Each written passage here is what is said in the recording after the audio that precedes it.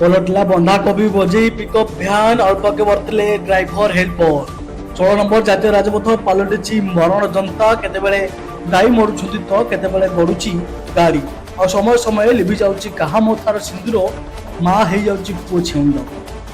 या कहबार कारण हेउछि किए कहूछि एनएचआई रो अपारगता जो घटुछि एई सब दुर्घटना तो किए कहूछि बेपारुआ गाड़ी चला जो घटुछि दुर्घटना।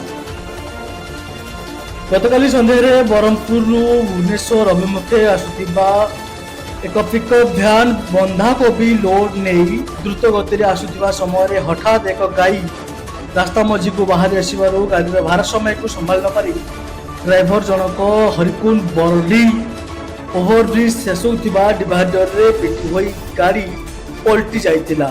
चालक और हेल्पर सामान्य आहत होइतिबा सूचना मिली। खबर पाइबा मात्रे निकटस्थ नाचुणी थानार स्टाफ समेत पेट्रोलिंग भ्यान पहुंची से उद्धार करने सहित अधिक तदंत जारी रखी बोली सूचना मिली।